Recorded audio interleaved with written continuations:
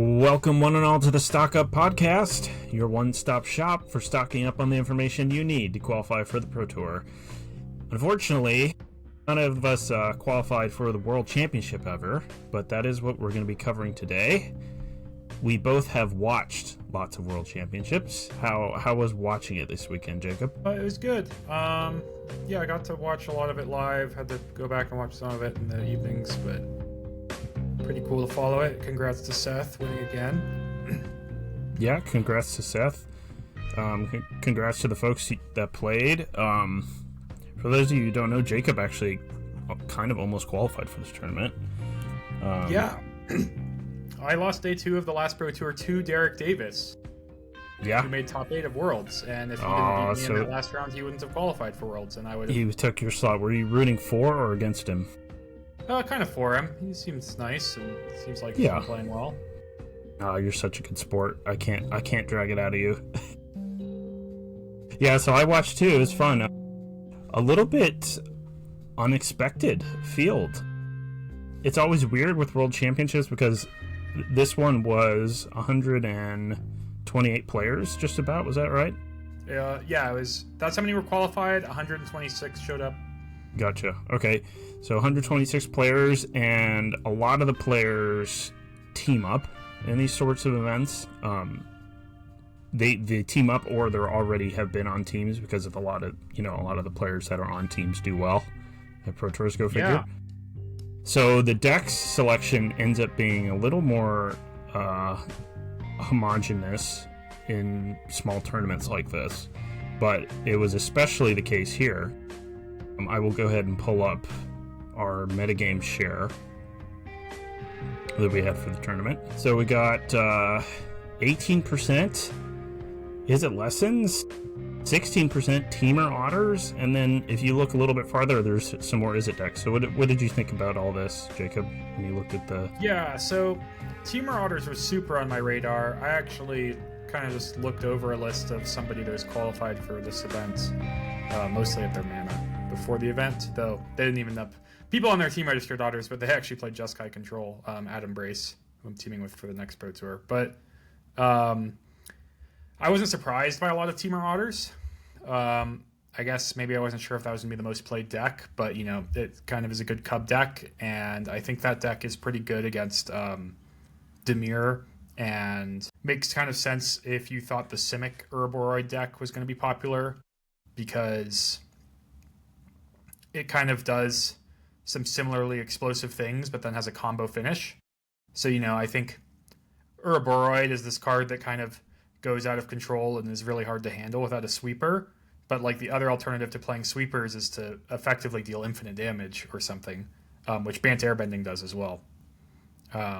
So that one, I guess I was surprised so many people played it. I saw, it's had some minor success before the event, but, I'm not sure you can magically just play a Bant deck in Standard when you hadn't been able to for so long before, I guess is what I'd say. The mana is really questionable in that deck. It's about to get Temple Garden and Hollowed Fountain, so I think it could be another contender again, but I was definitely pretty surprised to see like that many copies of it. And then certainly Lessons out of nowhere. And this 23 is kind of two different flavors of Lessons, where you have the Artist Talent Monument to Endurance versions, but then you also have versions like what Derek Davis played that are just playing the Lessons package and some of the more typical prowess stuff on top of that. Okay, so this 23 players, this is an example of what I was talking about, right? Where a couple of big teams. That, it's kind of funny because it's not that hard of a deck to build. There's not very many flex spots once you add all these lessons to your deck. But to actually have played the games and determined that it was the best thing, it makes sense because, we talked about this in our top 10 and we put Accumulate Wisdom on your honorable mentions. And even though I included Gran and Boomerang Basics, Boomerang Basics is seeing play in decks that aren't lessons, so that's its own kind of power level going on. But you are required to just put like 20 plus lessons in your deck for these cards to work, and a lot of them are removal. So if removal is not very good, or the red removal specifically is not very good, then that certainly can be a problem. I will say for a lot of these decks, including Lessons and Otters, Very funny, but Screaming Nemesis was like kind of a nightmare for otters, and I imagine it would have been a nightmare for lessons as well. So that ban, I think, is a huge improvement for this type of deck. Yeah, there's not a lot that punishes the pretty efficient red removal out of these Izzet decks now without Screaming Nemesis. I know before, Vivi and whatnot had to play things like the enchantment that, one in a blue, turn something into an O2, give it no abilities, and sideboards for matchups like that. But just being able to rely on your red removal is really nice. It's funny, the Teamer Otters thing, I kind of had no idea that would be a popular deck. And as we said, touched on them in our set review, in our top 10 top 10 episode. Since then, I had started playing with the cards online, and I found that they're quite good. To the point where I actually pre-ordered a large quantity of Boomerang Basics and Accumulate Wisdoms. But I had sort of the thought that, like, well, these are really good, but probably they're going to be budget friendly, so they're going to go up from a quarter, or they're going to be good when Strixhaven comes out. I didn't really think there'd be an immediate tier 1 presence. So that's pretty cool. I actually built, I'll show you really quick, the deck I built that I was playing before Worlds, which was my Lessons deck. Yeah, and I saw some, content creators had built some Lessons decks too. Yeah, it's a pretty simple thing to arrive on. It's really just like what you decide to win with. It's pretty clear that you want to use like Boomerang Basics and all the playable lessons really. And then once you play with Grand, you realize that's pretty good. Storm Chaser's Talent's really good with Boomerang Basics. The interesting thing they found, of course, was the Talent and the Monument. Yeah, and I tried to guess to what people might be playing before Worlds, and Talent Monument was definitely on my radar. But also I was thinking, the Legend of Kurak is like a pretty powerful card, and a lesson that plays really well with it is Octopus Form. Okay, sure. So I was curious if anybody was going to do that, but it didn't seem like they did. I saw there was like 2 Octopus Form registered in the tournament. I haven't even found who did that, but it's kind of tough because it's not very good with the kind of small 1-drops like Grand and Talent, Storm Chaser's Talent that don't really need protection, which those are so cheap, right? Played. Yeah, the Legend of Kurak is a really good card, though. It playing both of these, the Legend of Roku and the Legend of Kurak, has made me realize that maybe the Legend of Kurak is just better than Legend of Roku, which on initial read, I figured the blue one would be kind of unnecessary since blue has other card drawing, and it seemed pretty slow. But the flip side of Legend of Kurak is just quite good, where the Legend of Roku is okay. But let's see. So to go over one of the Izzet Lessons deck in particular, this is Seth Manfield's list. He did win the tournament. This was also the list that was essentially shared by his whole team, which is the Channel Fireball / TCG player team. Yeah, which is a team of 10, which is already a huge portion of the tournament. It's kind of fun looking at all their lists after just teaming with them to see like what they disagreed on or things like that, because I don't know if any of them even registered the exact 2 same 75s. Yeah, I noticed little differences. Some have 22. Seth, I think, was the only person to register 3 Boomerang Basics. I don't know if I'd call it crazy, but because I will say, so if we're going to dive into this deck a bit, it's the deck I've been playing a lot now. Yeah, I was going to ask if you tried it. I've tried it a little bit. It's really fun.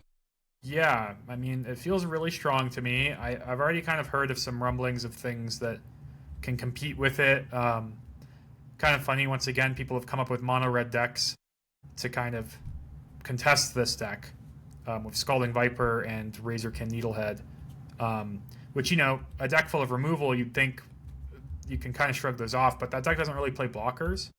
So, this mono red deck just coming out with a ton of creatures, including 1-drops, that you also have to use your removal on because you don't really play anything that can block their 1-drops. I think it's just pretty taxing on the removal, and ultimately I think the Lessons deck is a control deck. It's not very fast. Yeah, tell me It's playing tell me a long little bit game. more about this deck and kind of how it works I over would on call tab. the Is It Lesson deck or the Is It Lessons deck with the one CFB played. Um, Almost a better name for it would be like an Artist Talent deck, which is just a super unique card in general that when it first got printed in Bloomborough, it kind of found its way into the Pioneer Is It Phoenix deck as a 4-of, although not at first either. The first like RC that it was legal and people found out they should play it, but maybe only played 2 or 3 copies. And now eventually people have realized they should just play the full 4. Um, I've also played it in Storm in Modern, and I really like it there. And in Modern and in Standards, the level 2 part of the card is, I think, really important. The non-creature spells you cast cost 1 less to cast. Which I think really is just like, when I play games with this deck or against it, this is the card that the deck is really about. And, Monument to Endurance is, you have Abandoned Attachments and Grand and I guess an Ogna Kella, but this card, Monument, really is not very good if you don't have Artist Talent. It can be sufficient at doing the right things if, your opponent has spent a lot of resources or time answering Artist Talent or doing other things in the game.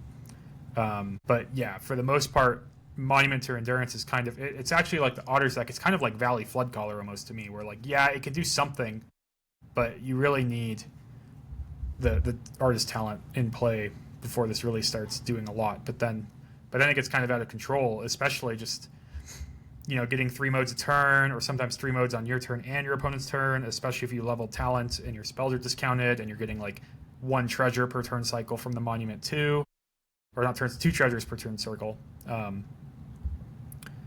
really add up really fast. Okay, so this is sort of like a blue-red control deck with this engine in it, and you're trying to assemble the talent, or the Artist Talent specifically in the Monument Endurance. Why is Storm Chaser's talent in this deck? It doesn't seem to fit.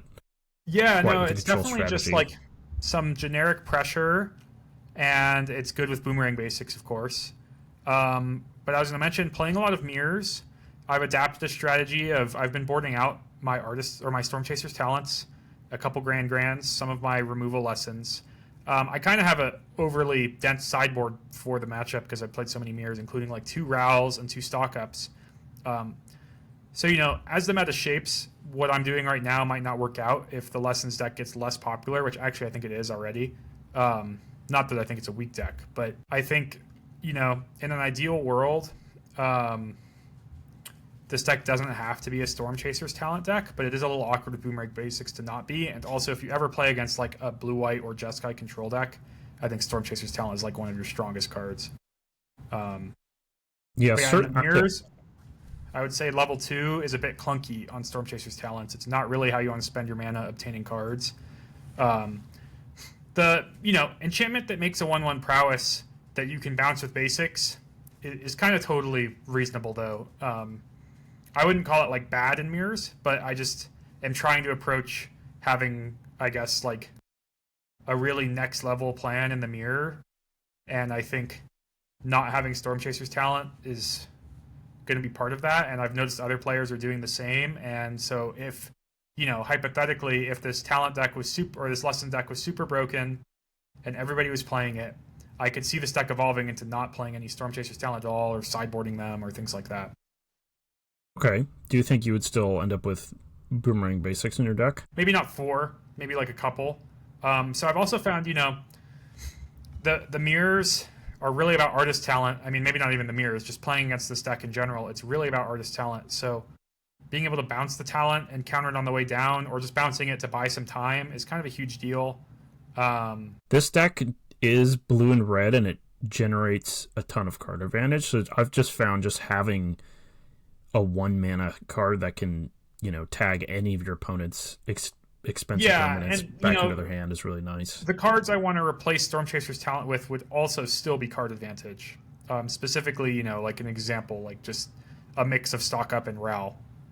Yeah, Rouse seems Stock Up actually is like, decently good against this deck because the red spells don't hit planeswalkers. Yeah, planeswalkers are certainly somewhat of an angle of attack, but they also, you need to handle what this deck is also doing. But I think if you can interact with this deck with artist talent specifically, I'd say, and also, not get ran over by Storm Chaser's talent, Boomerang Basics, or not let the Grand go unchecked, then from there, a Planeswalker is one of the best ways to kind of close out the game against this deck. And like I said, it's kind of a control deck, so finding a win con that it can't really just kill is pretty nice. But, anything, if you're just behind against this deck, is really not going to work because of, I think, the Boomerang Basics. People have pointed towards the Dimir midrange deck being kind of good against this deck, and I've only played the matchup once, but what ended up happening is the card Kaido is really good against this deck, but the rest of their deck is kind of terrible against this deck. They can't really get rid of a talent or a monument if you stick it, and they play a lot of small creatures that die to your red removal, and Enduring Curiosity specifically, just can get exiled by Combustion Technique, so that's kind of a disaster. And when I played against this deck, they Kaido'd me, and I just played out, my talents and monuments and stuff, and eventually bounced the Kaido on my turn, and it wasn't really an issue, because if you assemble that engine, then you're just completely happy to play Boomerang Basics as 1-mana bounce an opponent's thing. Yeah, this deck's kind of amazing in that the lessons really provide quite the removal package and also a card advantage package with Accumulate Wisdom. This is sort of the big payoff where the joke is that you assemble a Central Recall with Grand and a fully powered up Accumulate Wisdom where you can get 1 blue mana instant, draw 3 cards. One thing that's going on with this deck is because you have to have a certain amount of lessons in your deck to make it function, you're playing a few suboptimal cards. Abandoned Attachment, certainly not a terrible card, but it's not amazing. And then looks like Seth has an It'll Quench Ya. If for those of you who are looking at Seth's deck and wondering, he's got like It'll Quench Ya in your sideboard and also another Abandoned Attachments. I'm assuming these are just so he could board them in when he has to board out some other lessons in matchups where they aren't optimal and still keep his lessons count high. Yeah. And then actually Seth might be the only person on the team that didn't include Price of Freedom in the sideboard, which I actually just heard Nassif and Edgar talking about. That's the one in the red lesson that destroys an artifact or non-basic land in opponent's control.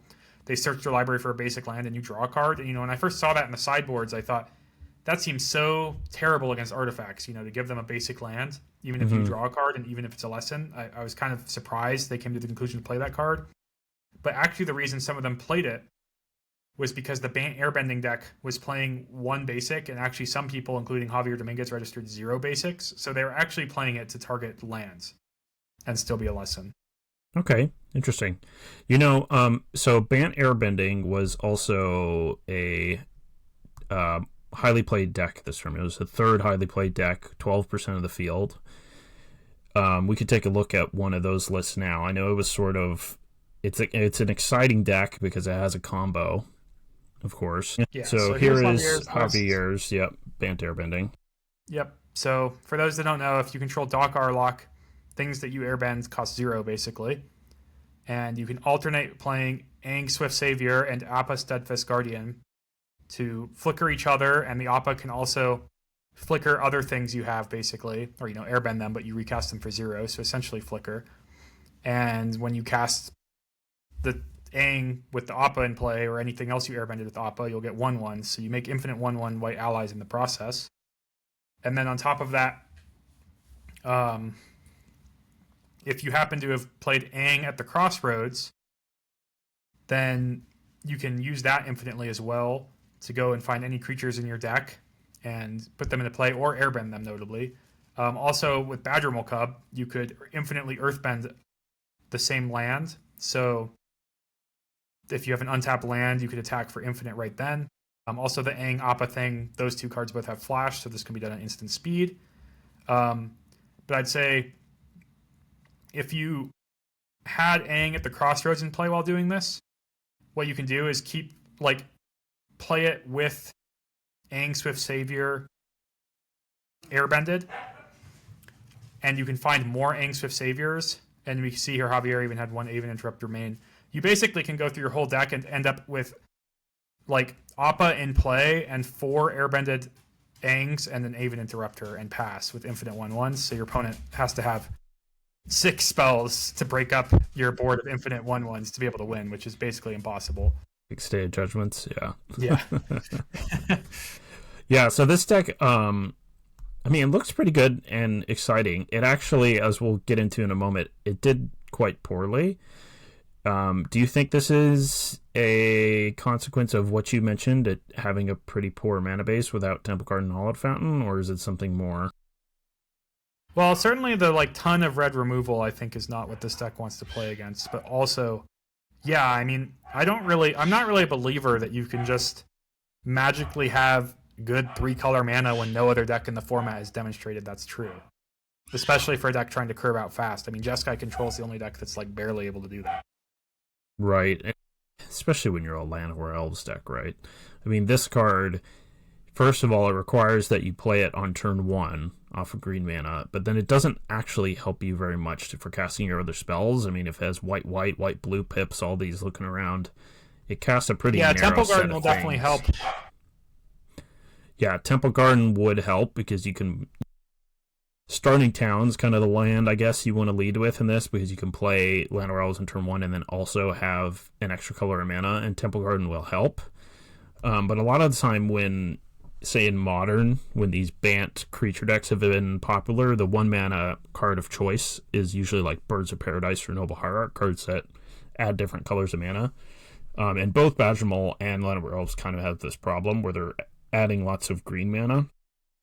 This deck, I think, plays the Gene Pollinator as a way to sort of combat this, because this is a mana creature that can't actually add any color. But obviously that card has its problems. Yeah. No, I mean, Gene Pollinator has been seeing a lot of play after 4 Llanowar Elves in all of these Cub decks. I guess the exception being Otters, which doesn't even play Llanowar Elves, or maybe just a couple. But, yeah, the mana issues were on camera even for Javier in the last round against Michael Plummer. In Game 1, he played a turn 1 Elf and a turn 2 Badgermole Cub, and then in his upkeep, with all of his lands untapped, his opponent cast a Fire Magic for 1, and he didn't have white and blue mana because he had a green Multiversal Passage and a Starting Town. Oof, rough. So he couldn't even I think his opponent knew that, which is why he was happy to do it on upkeep, just to tap the Earthbended land. Right. I think if he did have white blue mana, his opponent might have just cast Fire Magic on his main phase, but still. Yeah. So before we get too much into the other decks, we might as well look at this graph that Frank Carson usually puts together for Pro Tours and whatnot. This shows the win percentage of the decks at the events. Yep. Some of them have a pretty small sample size, so this black bar represents margin of error. Basically, the wider the bar is, the larger margin of error, and that just means that there's a smaller sample size. So as you can see, Golgari Dragons had a 75% win rate. But that's because only Ben Stark, who I drafted on my final or on my fantasy worlds team in a Discord I was in. Second pick, though, it was 14 people, so this was actually pretty far along in the draft. But people thought that was too high. But Ben's results in this tournament are almost exactly what I expect from Ben nowadays, which is kind of funny, known as a limited specialist. But for the last 2 years, he's been showing up to Pro Tours with a deck almost completely of his own design, from what I can tell, and having a pretty high win rate with them. And doing kind of medium in limited. So him going 3-3 in draft and 6-2 with a complete brew is exactly what I expected of Ben at Worlds, to be honest. What other event did he do that in? That's funny. So he played mono red at OTJ. He played white black Pixie at I think he was an 8-0 player at PT Aether Drift with white black Pixie. When people were playing Esper Pixie at the time, stuff like that. Yeah, his reputation certainly would suggest otherwise, right? I mean, although he has, he's done quite well in Construct over the years, too. He won a... Yeah, and I by no means do I think Ben is a bad drafter, but it is funny because there was a time he was called the best drafter in the world or whatever by LSV. That was mostly a limited resources thing, to be fair. But, he's certainly good at it, and he had a good understanding of it that maybe other people nowadays have caught up to on, especially because he's made so much content in his life. But yeah, there is something to be said that, I don't think many players can get away with this, but, he's playing a deck that no one in the tournament practiced against, that's for sure. So he's going to know things that maybe other players didn't. about Yeah. Do you want me to pull up his deck? I have it ready. We could talk about it. I don't actually know too much about it besides just, kind of the Dragons package that has been around since Dragonstorm, and I know it had shared roots. Yeah, we might as well I'm look not at it really quick. particularly excited by it, but Sure. I think he lost to two of the TCG players on Is It Lessons. Okay. But still had a good record otherwise. I mean, it's possible he just played against other Yeah, let me things. see. If you hover, you can see what he lost to. Oh no, he lost to Chris Patello on Just Guy Control, and then Gabriel Nassif on Is It Lessons. But he did beat two Is It Lessons decks that were not from that team. Gotcha. All right, well, here it is. This is the deck if anyone wanted to see it. It is pretty unique. Basically just a green-black rock deck, which who knew that was still good, huh? He's using the Rampant Growth to get into Ice Still Explorer, yep. It's got Fabled Passage. Yep. Esper Origins. Esper Origins is a strong card. Yeah. Urgent Necropsy is a pretty unique card that is also kind of good against Artist Talent and Monument to Endurance, potentially. Mm-hmm. It's funny that they called this deck Dragons. I mean, I guess it's got a good amount of dragons, and it's got Caustic Exhales, and yeah. Gloomvine Regent doesn't seem like a particularly good card. Certainly okay. A lot of the other of these rare cycle dragons are better. The Scavenger Regents card that I've played with before, I know this one's pretty nice, especially when people are playing lots of little creatures like they are in this format. Yeah. The ward may be awkward against Monument to Endurance. That's funny. They have ways to kill that dragon pretty easily with their removal, and if they have a monument in play, they don't even care about the ward. Just a nice little rummage for them.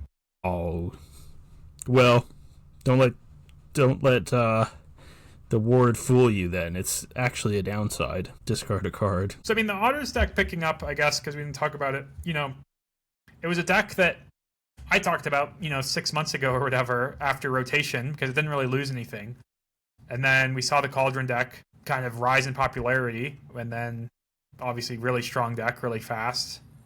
Made sense for everyone to play that deck.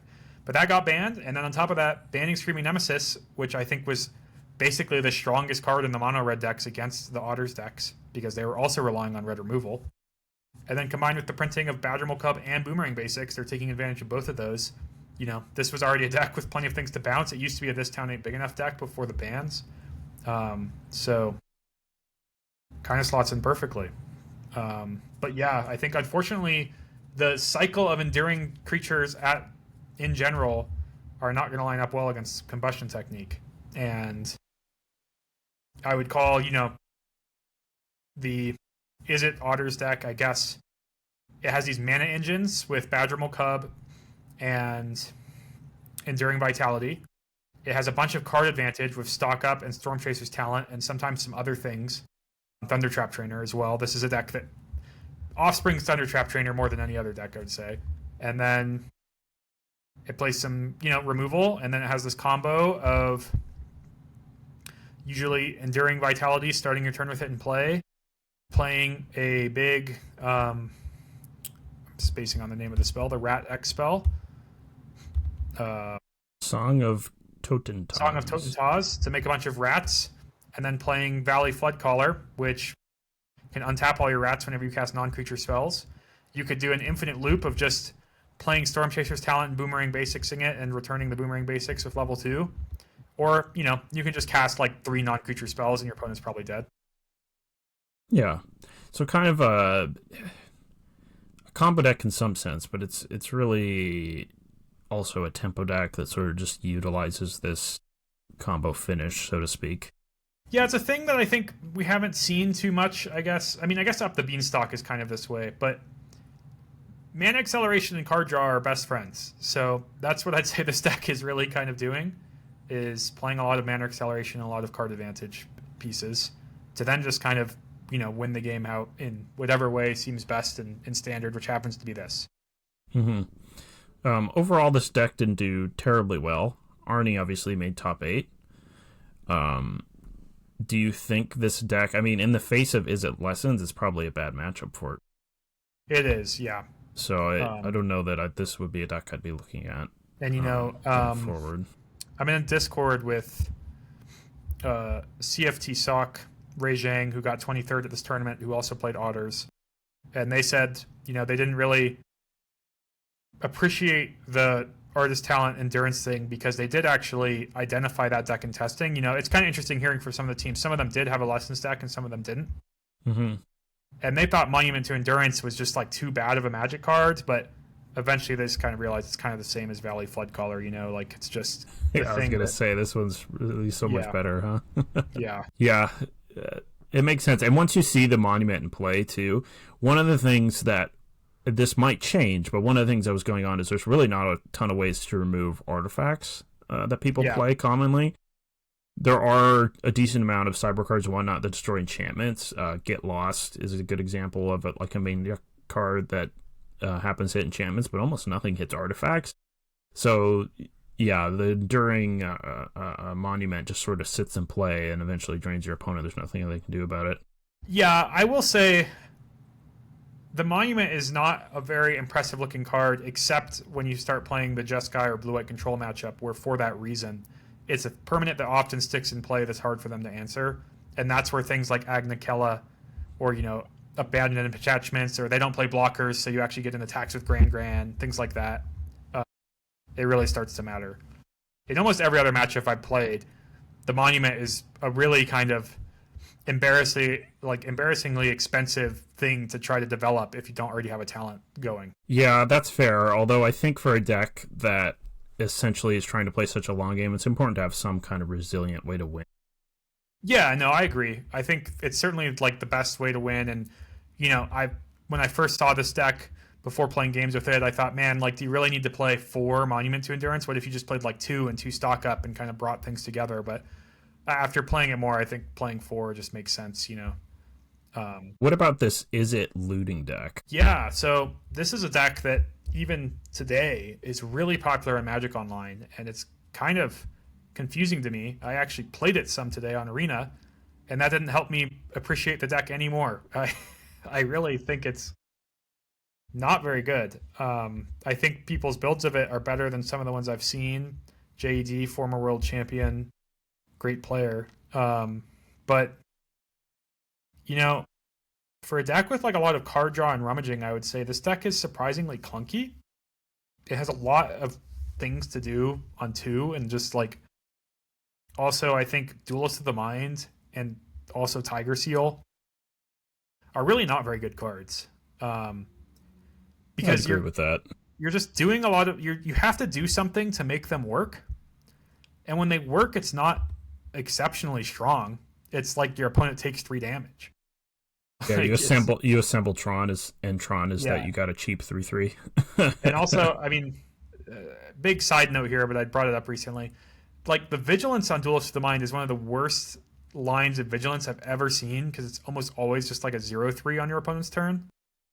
And on top of that, this is Nathan Stoyer's world card, and I just feel, people have had bad cards, but I feel like he was kind of scammed, because this card has the line of text Vigilance, which could have been something better.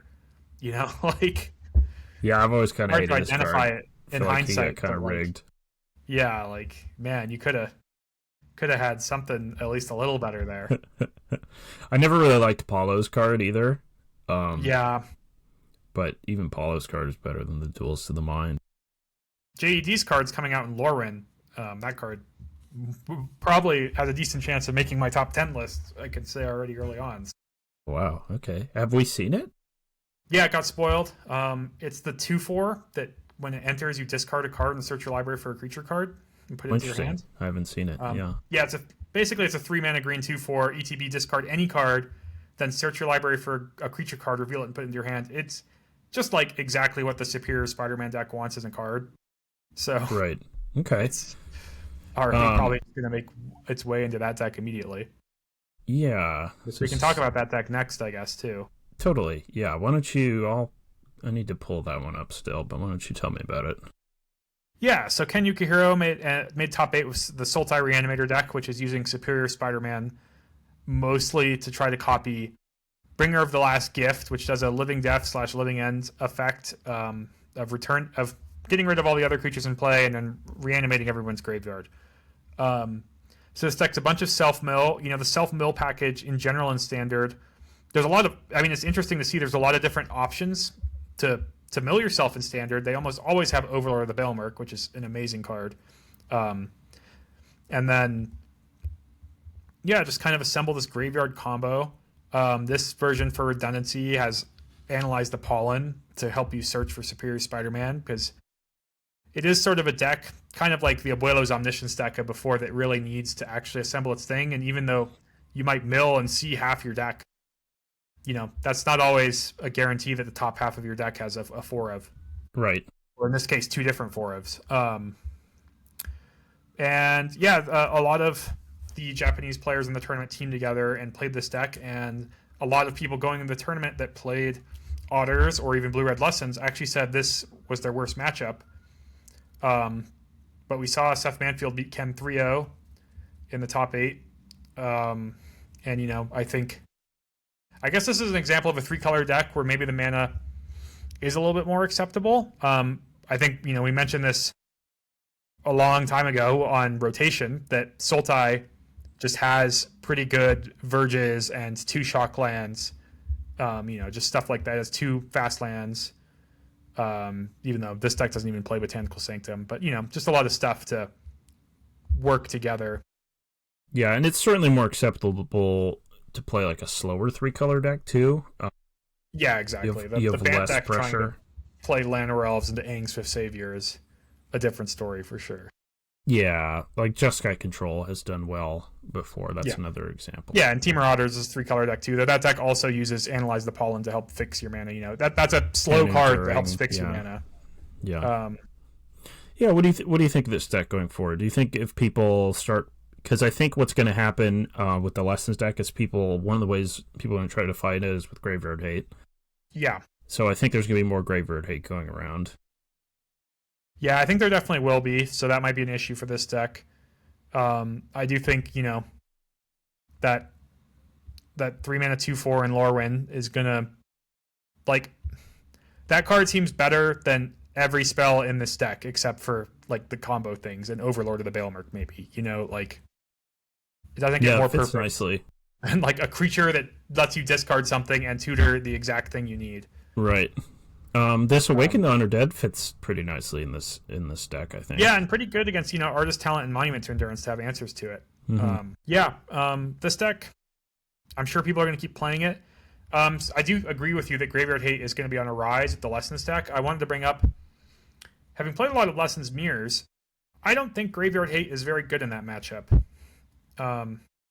Okay, why not? Is it specifically the Graveyard Hate Blue-Red has access to? Well, it's not that I think Soulguide Lantern has to be a bad card against the Blue-Red Lessons deck. I just think the mirrors, they almost remind me of the Temur Rec mirrors from forever ago. I just think the name of the game in the mirror is to stick an Artist Talent and especially see if you can level it. Which, if you get your Graveyard Hated, then your Accumulated Wisdom won't be draw 3, but your opponent had to spend a card to play this to turn your draw 3 into an Anticipate. And then if you have a talent going, it's not very hard to get another draw 3 again later. But also, I just think the matchup is actually more about assembling your engine of Artist Talent and then eventually Monument than it really has anything to do about raw card quality or raw card count. Yeah, that makes sense to me. Seth had 2 Soul Guide Lanterns in his sideboard. Did you notice if he was bringing it in any of the mirrors he played? Yeah, he was. Okay. But, it depends on what you have access to in your sideboard. Maybe it's better than other things. Sure. But, yeah, I think... But when you're building your deck, perhaps... Yeah, I've been including Soul Guide Lantern for the Sultai Reanimator deck, but I just haven't been boarding them in the mirrors. And my opponents have been casting them against me a lot, and I've not been very impressed. That being said, it's, I don't want to say don't bring in your Soul Guide Lanterns against Is It Lessons, because it changes depending on what deck you are, in my opinion. Gotcha, but it's not the highest priority card. It's not like a hammer or anything. But, the blue-white control decks of Seam Rips and Get Losts that can answer Artist Talent fairly easily, their Graveyard Hate is really good against Lessons. Makes sense. I've heard stories of Mono Red now, being good against Lessons, and they include some higher toughness creatures like Nova Hellkite. So they're protecting their creatures from Combustion Technique in addition to, the other reasons to stop Is It Lessons Graveyard. Mm-hmm. So it certainly depends on what your plan is in the Lessons matchup, but I just think in the mirror, it's actually... I don't think it's obvious if you should have Graveyard Hate, and currently I'm leaning very much so that you shouldn't have it. Okay. Going back to Worlds, Badgermole Club, of course, was a huge talk of the town before the tournament. Obviously, the Is It Lessons deck is able to control it pretty well, but this is another deck that was kind of a forerunner to perform well. And, I mean, a lot of players played it. It did poorly at the tournament overall, but this is Simic or a Boroid. Do you have any quick thoughts on this deck? Yeah, this is like the level 0 kind of deck that I think people were expecting a lot of, and then some of them evolved their deck into different versions, and we actually saw Team Handshake. Many of them played a black-green version of this deck. Mm-hmm. I mean, it certainly does some really powerful things with just fast Badgermole Clubs and Jackal. The black version won't have that, of course, but still have the fast starts, and then getting, turn 3 or Boroid can win a lot. Yeah, it's fast out of the gates, but it's not very interactive, which I think I'm kind of glad World's shaped up this way, I guess, because if this is the best thing you can be doing in Standard, then the mirrors would be really play draw, and I just feel like there's not a lot to like break serve, Right. So I'm kind of glad that, playing Shock on Badgermole Club kind of is what proved to be effective. It works, yeah. Another deck that did quite well at the tournament. Interestingly, almost all the players that played Control played Jeskai Control, rather than like Blue-White Control. And overall, a good amount of players played it, and it had a 59% win rate. This is an example. This is Chris Botello's Jeskai Control. Yeah, list. Chris is quite the brewer, so this is a little bit, there's a cursed recording in here. Some interesting things, 3 steps ahead. If you can pull up Adam Brace. That's a teammate of mine. Okay. Yeah. Who? Give me a sec. This is, his first full year on the Pro Tour, so making Worlds and going 7-7 is pretty awesome.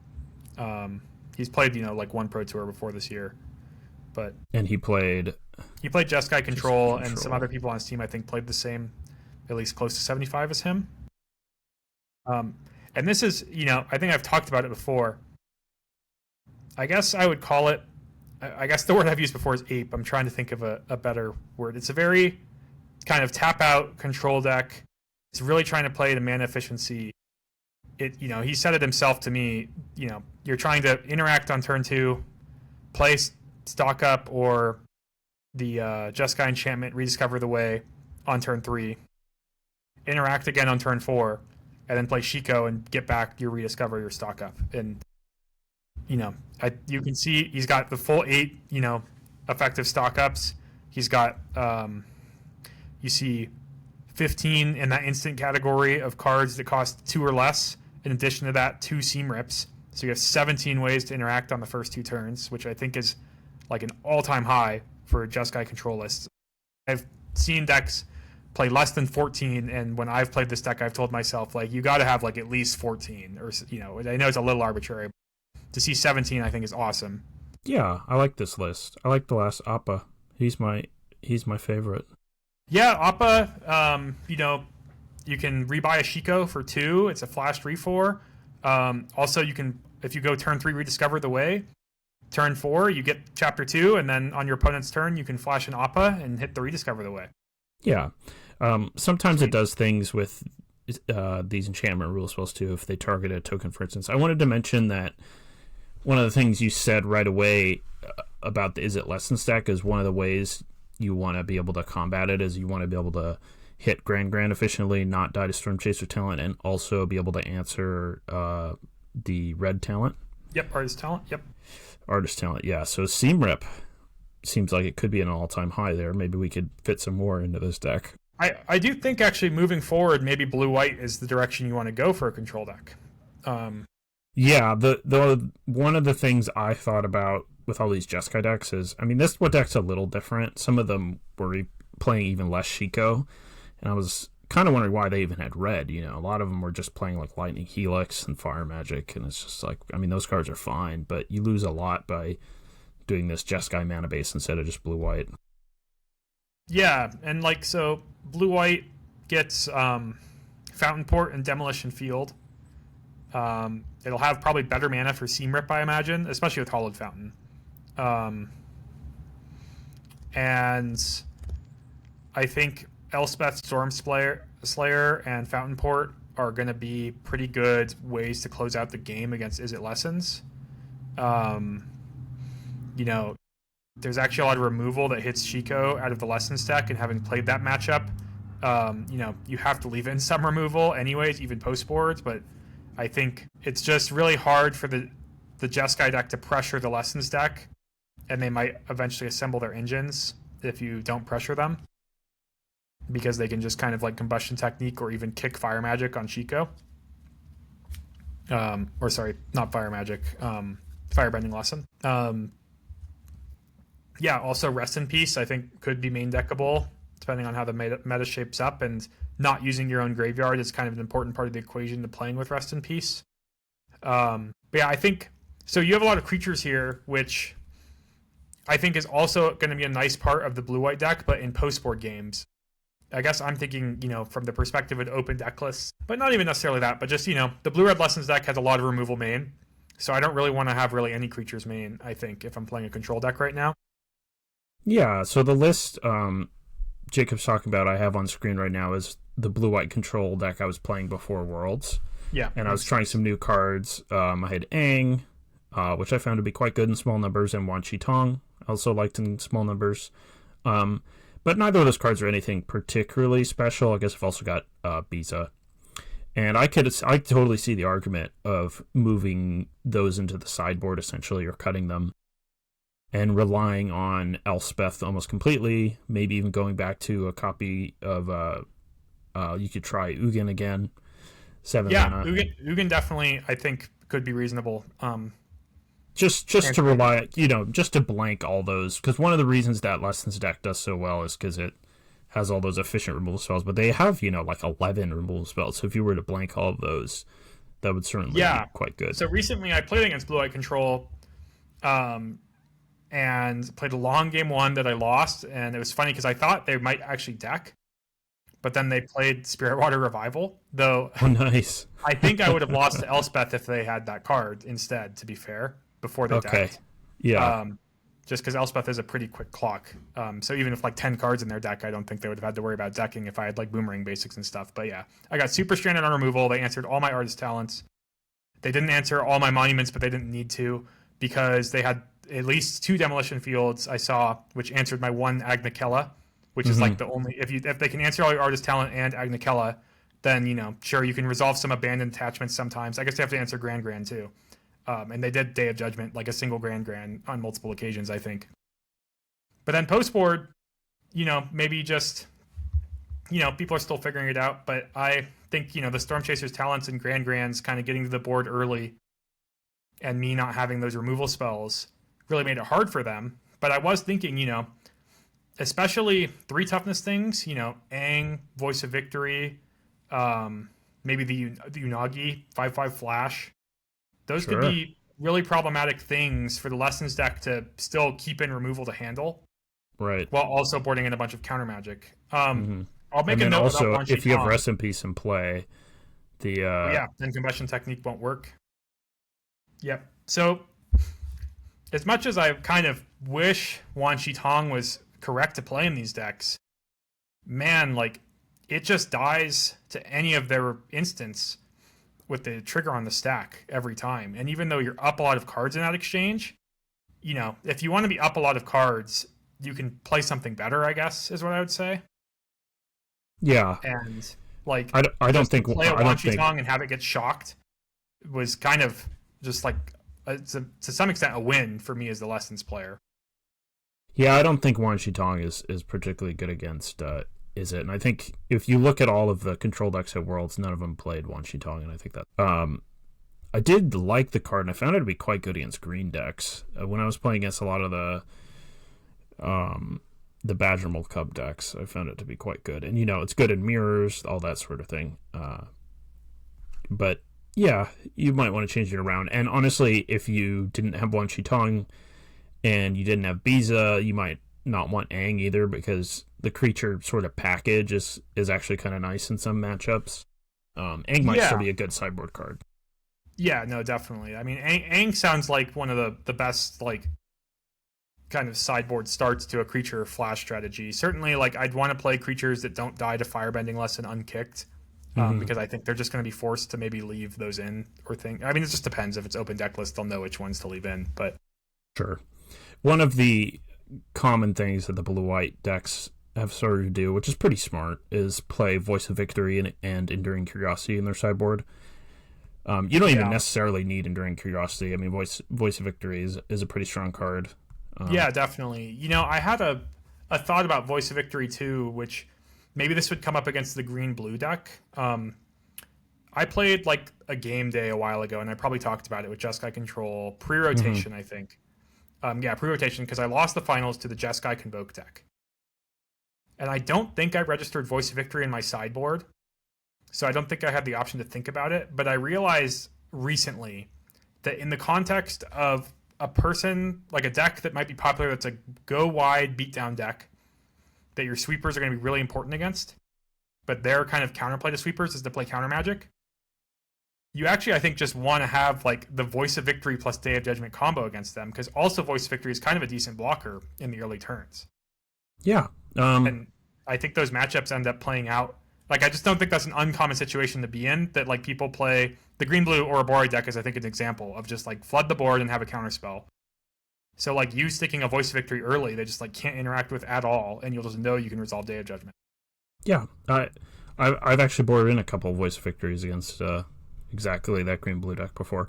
It was a little bit of like, I had a lot of cards to cut sort of thing, and I was like, you know what, I'll just bring these in because I don't know, I could block with it, and then I guess it's just like a little counterintuitive exactly initially to be like, I'm going to board in a creature to resolve my Day of Judgment. But I actually think the way games of Magic play out is that there are just these kind of full-on board presence decks that splash blue for counter magic, and that's kind of the perfect time for Voice of Victory to. And specifically, even if your Day of Judgment, you had to discard a card or sacrifice a permanent, the fact that it's so good against them is worth it.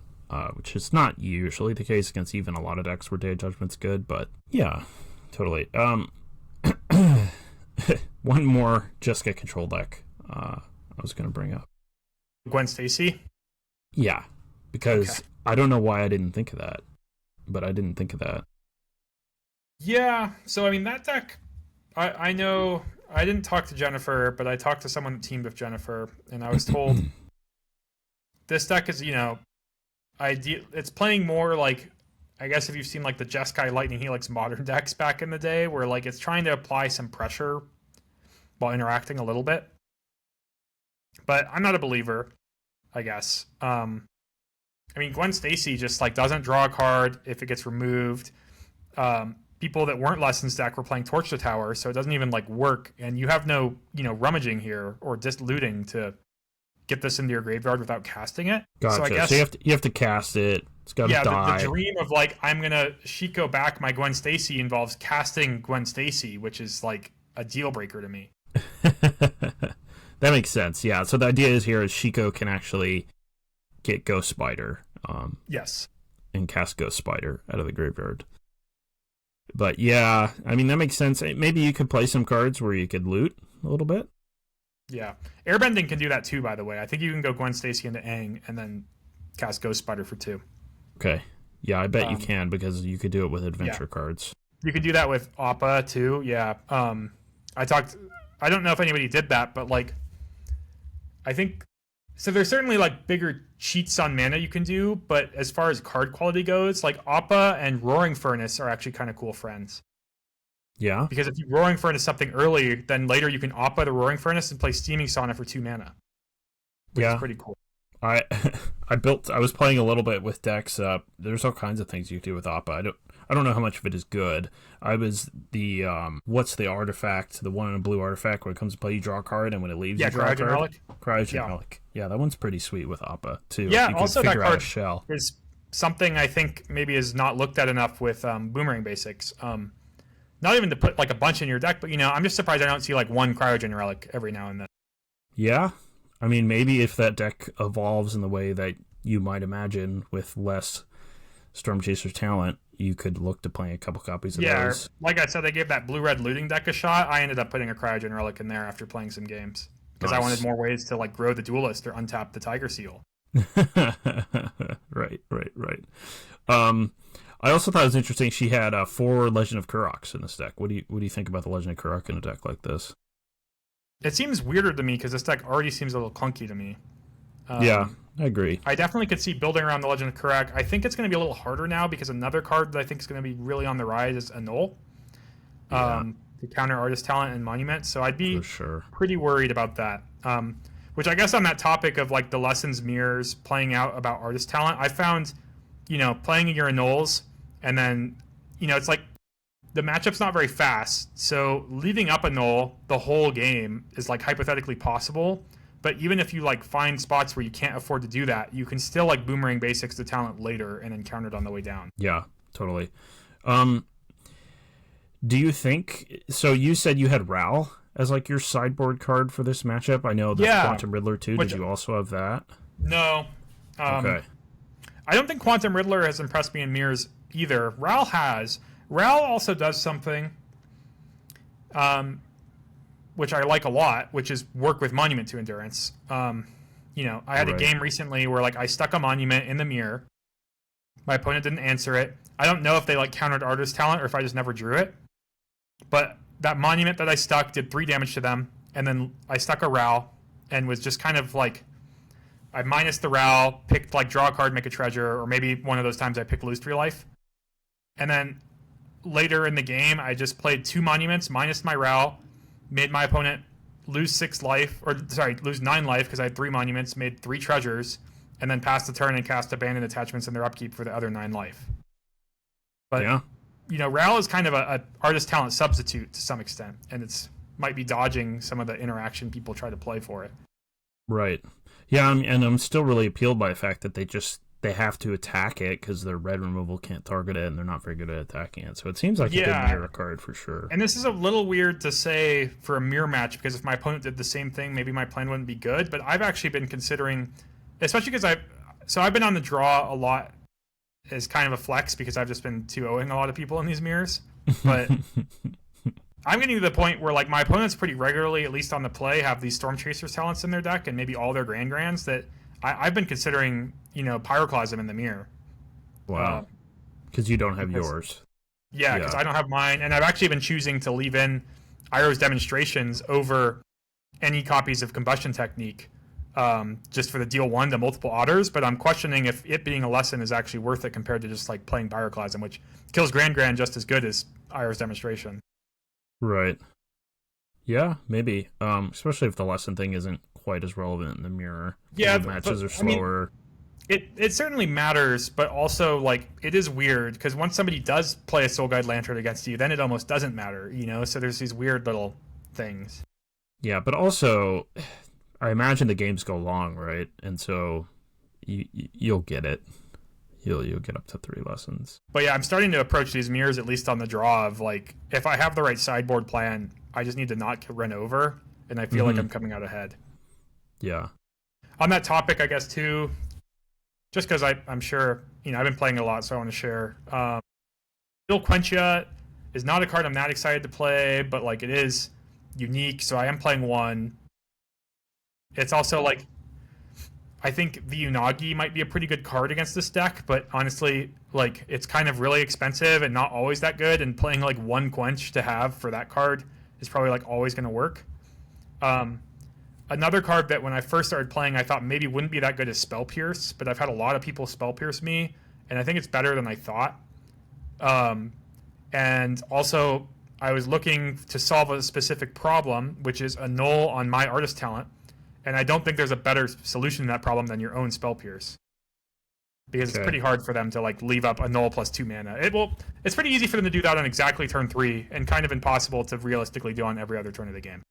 Yeah. So is Spell Pierce a card you board him for the mirror then? Yeah, among other things. But yeah, I could see even having like 2 in the board, even though it's kind of weird because it's not a lesson and you could have the Quench, but it also, covers you, even on the draw against Storm Chaser's talent. If you pass a Spell Pierce and they cast Boomerang Basics on the talent, you could just Spell Pierce the Boomerang Basics. Not bad. Sure. Yeah, I mean, the deck is just almost all non-creature spells, right? So Yeah, and I think just you end up having such powerful turns that, like, this, and you have Rummaging. Like, the Spell Pierce has not felt bad, and in fact, it just sometimes is, it's hard for it to be bad when the deck is almost all non-creature spells and you're just going to force plays on each other. Oh, lastly, we've had all these bans, and it seems like Izzet just rules the day. I don't know what it is exactly. Something to do with how the format is structured around cheap cards mattering a lot, and them having the proper cheap cards. This is like the 3rd time in a row that they ban an Izzet deck, and then another Izzet deck takes over and has no overlap. I know. From the last one. It's crazy. And even this deck, well, I'm not even talking about... I wasn't even going to bring up bans, but yeah, people talk about bans. I don't even know what you ban for this deck. It would still be good, unless you want to kill the lesson package. But mostly I was going to say, do you see ways to attack this deck? Do you think are there certain cards you might want to try to fit in decks or build decks around to attack this deck? Like, certainly Graveyard Hate is an obvious one. Yeah, I mean, when I was talking about Rep is an obvious one. Interesting. I guess also to kind of jump the gun on what's going to be legal and standard, I had to verify this myself today, but because I saw like a leak or rumor that Spell Snare was going to be legal and standard with the next set. So I decided to look at it. It's going to be like a supplemental product, right? Yeah, but so I'm on their page. It says introducing theme decks and draft night. And it says, starting with Lore and Eclipse, we're adding 2 new products. These are 60-card theme decks, ready to play standard decks. They're going to be legal and standard. And in the image for it, on the Pirate deck, it shows the deck list like on the side of the box. And in clear as day, it says 2 Spell Snare. So at this point, I'm confident. It might not be in Lore and Eclipse, but it's certainly in this supplementary product that is announced to be standard legal. So I'm certainly full-on expecting Spell Snare to be standard legal with Lorwyn, basically. Which, this deck has a lot of 2-drops that are really important to counter. It's going to probably change how this deck and, other decks build their decks and play. Spell Snare might just be good in this deck. Yeah, definitely. I was talking about that idea of, like, should we main deck the talents even if the mirrors are going to be popular? And I think part of the issue with not main decking them is in game 1, you're not really equipped to fight over artist talent, but if you had Spell Snare, you would be. Yeah, that's true. And also, Spell Snare is a card you really want to be able to leave up turn 1 on the draw. So it kind of gets in the way of Storm Chaser's talent. Also, really wanting to leave it up turn 1 on the draw is going to probably really matter what verges are good. Though I guess this deck has the wrong verge and is totally capable of leaving up Spell Snare turn 1 on the draw, and will be even more capable with Steam Vents. Yeah, Steam Vents, Spire Bluff Canal. So decks that can play the fast lands, like, a control deck will play Spell Snare. Yeah, I guess the fast land's a big deal. Yeah, like a control deck will play Spell Snare probably, but they're not going to be playing the fast lands, so they're going to be relying on.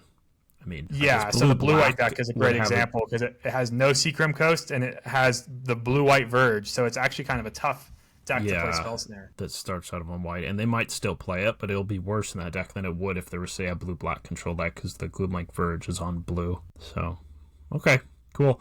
I played against some like Golgari Roots decks on the ladder because, Scavenging Ooze and Roots and whatnot. I think the idea was to play against Lessons. I was actually playing my green Lessons deck, so I had enchantment removal and stuff, and my deck was a little bit different, so it wasn't too much of a problem, but that's cool. I've seen some graveyardy decks that sometimes don't include Roots, and I think, like, you could just put 1 copy of Roots in there, and it might be good, Like, you don't have to be a full-on combo deck.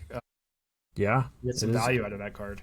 It is a pretty good card for sure. I know those decks sort of went away after Tyvar rotated, but yeah, comboing with Roots is a lot harder. I've seen lists play the red Enduring Creature, to pick up and play to then do a full combo with, but that's really clunky, obviously. Yeah. Other than that, this deck I think is here to stay, especially the Lessons package.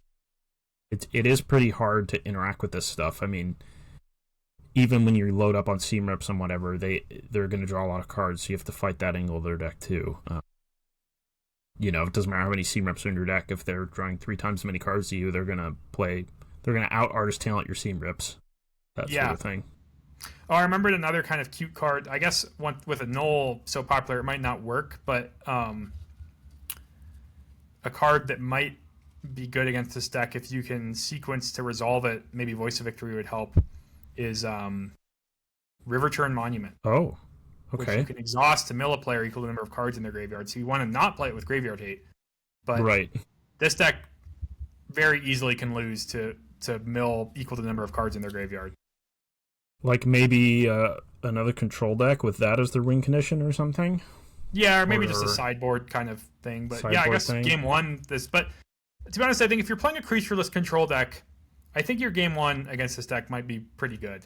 It might be. But the mill plan would probably work better in game one than it would in sideboard games. It might not even work in sideboard games, because once they have all, so many cards to interact with your cards, it might be more about attrition than mill. Yeah, definitely. Yeah. Okay, well, if there's anything else you wanted to cover, Jacob, speak your piece, or I'll do the spiel. No, I think we're good. All right, well, thanks for listening, everyone, or thanks for watching if you're here on YouTube. Remember, otherwise, you can find us in podcast form on Spotify or Apple Podcasts, wherever you listen to podcasts. You can support us over on Patreon for $1 a month, and that's really helpful. We're really grateful for all of our patrons over there. So that's it for this one, folks. Until next time.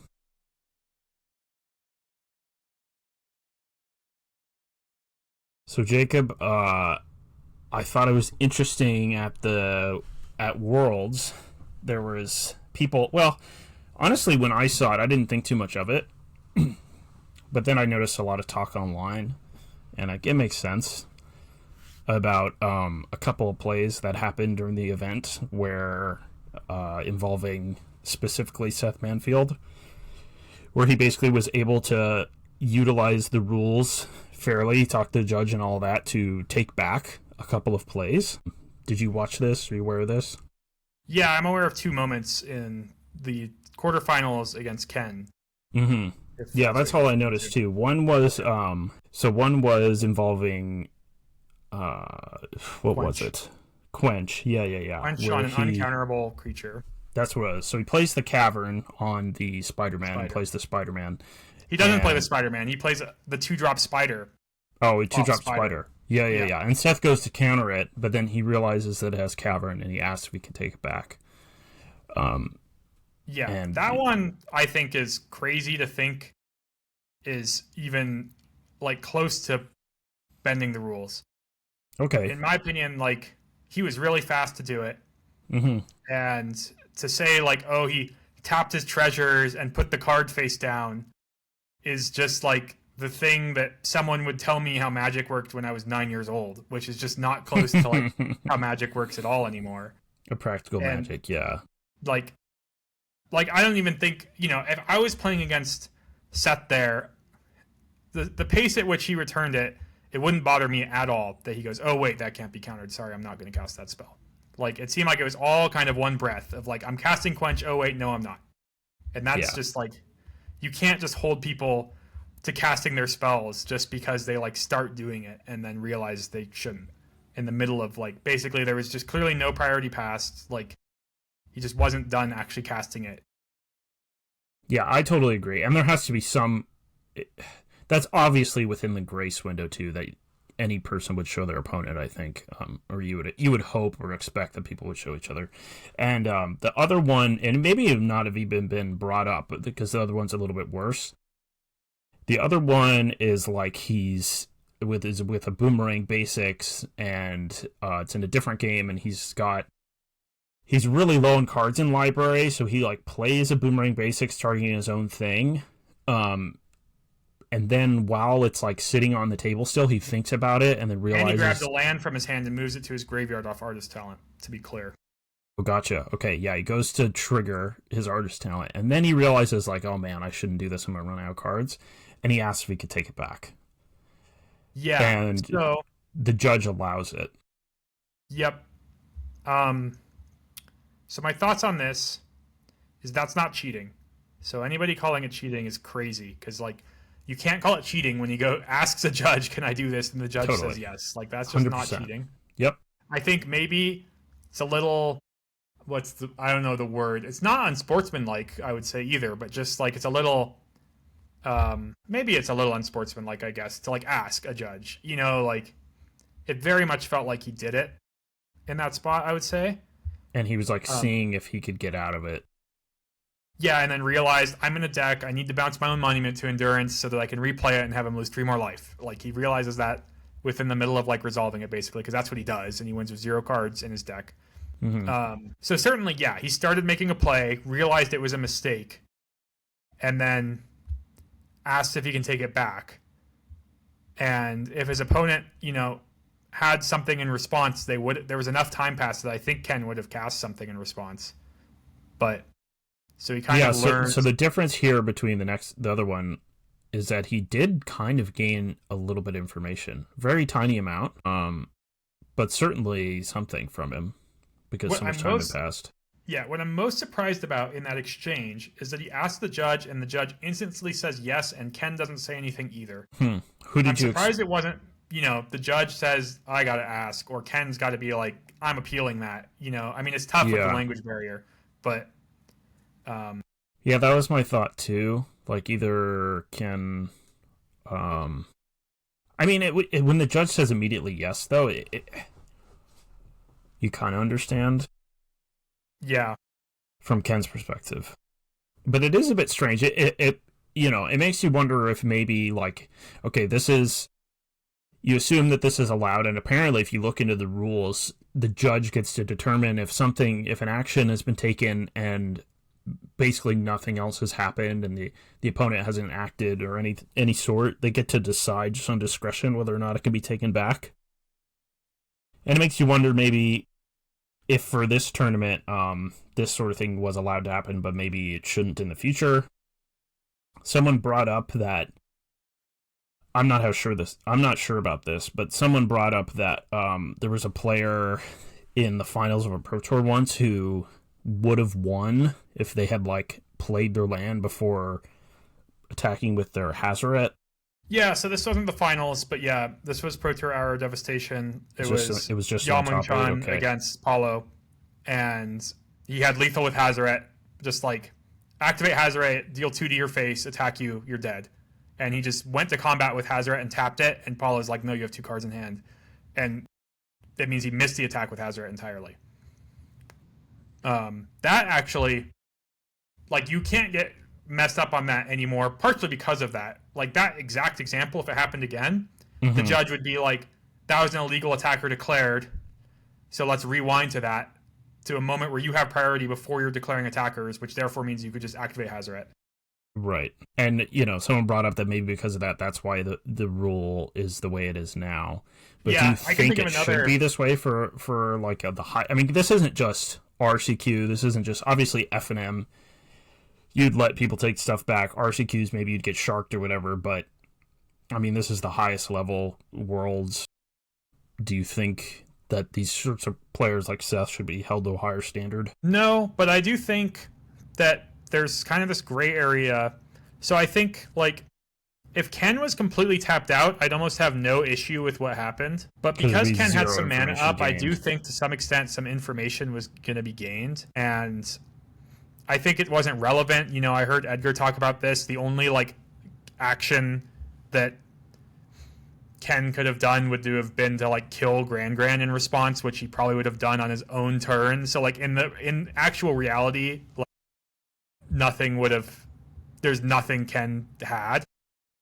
And I'm sure Ken, being a strong player, passing the turn in that spot, knows that Seth knows there's like nothing he's going to do with his 2 open mana, because it's like, why wouldn't he just kill Grand before he starts his turn? And that's like the only instance in his deck. But then you're sort of expecting the judge to understand all that. Yeah. But I guess, yeah, that's the thing, is I've heard about cases like this where, like, and in Modern it gets trickier, where, like, and sometimes people bring up really good points where, like, somebody does something and says, can I take that back? And the judge is like, yeah, no information was gained. And then the opponent goes, like, that's not true. Like, I could have surgicaled his thing or something, you know? And that example of surgical is really funny because it's, like, always available to you. Yeah. But I've heard examples where the surgical would be meaningless, and I've heard examples where the surgical is, like, extremely relevant and, like, the correct play to do at that time. So it's actually, like, a great point, you know? Mm-hmm. If you were like, I'm going to reanimate my thing, and then you're like, never mind, I don't want to do that, then I'd be like, well, hold on. Like, you know I don't have surgical now. You just learned I didn't have surgical, yeah. Yeah, like... Yeah, that's true. Okay. My perspective is to be ultra lenient, so, like, it's hard to put myself in those shoes, and I've also never played that high of a stakes of match before, so I don't know how I would act. Yeah, I think judges' perspectives are also be ultra lenient, and I think they're even more lenient on feature matches. Okay. Well, what do you think about that? Should they be more lenient in feature matches? No, I don't think they shouldn't be, but I think that's literally like a human thing, right? Like, right. They don't want to be the guy to tell Seth Manfield, no, you lose. You lose, like, sucker. Yeah. And they're remembered for that. All the Seth Manfield fans hate him. Yeah. Okay, well... You don't want to be the bad ref, you know? Yeah, I think in general, even at that high level, at the end of the day, we can look at the fundamentals that we're, like, playing a game and we want it to be enjoyable for people. And just because you're going to get a big paycheck doesn't mean that, you know, this shouldn't be an enjoyable experience for you or whatever. I know Seth Manfield probably treats Magic like a job. But from the perspective of wizards and judges and all that, it's still kind of just a game, right? Yeah, definitely. So. I mean, and yeah, I think a lot of spots that take back is totally fine anyways. So I don't think it's really clear cut. But I could have believed that the judge could have said, like, if the judge said, like, no, that's staying, and then he loses, that also, you know, wouldn't have been outrageous to me. Would have been reasonable. It seems like it's kind of on the line. Yeah. I think maybe they could tighten up the rules just a little bit for that specific thing, but we'll see. Yeah, so like the land drop one, not that this is an example, but that's where a lot of this stemmed from. Just to, like, be clear, if you, like, play a land and you have nothing with landfall trigger, and you go, like, I don't want to play that land, I'm taking it back and doing something else first or playing a different land. Mm-hmm. That, like, is totally within the rules now, because playing a land is not past priority. And your opponent has no if your opponent didn't have priority, you can totally just take back your land drop now. Yeah, like maybe you played... I mean, this really happened to me. I went and played Standard last night for fun, locals, and I was playing with the Teamer Lessons deck, and I had a bunch of Verges. And I realized that I needed to play a basic to get my green mana, and I had accidentally played a Verge, and then, of course, they let me take it back. Yep. But... Yeah, no, so I actually know, I think, like, the key on-coverage example that got maybe the rules to the way they are now, it was the Players Tour in Phoenix that Corey Burkhart won in the top 8. Mm-hmm. Tommy Ashton was against Jacob Wilson, and Tommy was playing Bant Spirits. And he goes, turn 1, Botanical Sanctum 1-drop. Turn 2, plays Glacial Fortress and tries to play a 2-drop. And Jacob Wilson's like, your Glacial Fortress is tapped, and the judges upheld that. Yeah. But, like, Tommy had Hollowed Fountain in his hand and was just kind of like, this is literally like a misclick, you know? Right. Yeah. Boy, it's so brutal when that happens, too, online, huh? Yeah, especially with that, it's like, he literally could have meant to grab the Hollowed Fountain, but because they look similar or whatever. Yeah, I also thought in that exact example that, like, if Tommy was, like, a Hall of Famer, like John Finkel or someone, they would have let the judges might have just been like, that's okay, take it back. Like, it's... Also one of those, you know, we're all humans type of thing, but, like... We're all humans, we're all prone to nepotism to whatever degree, so yeah, it's just going to be how it is.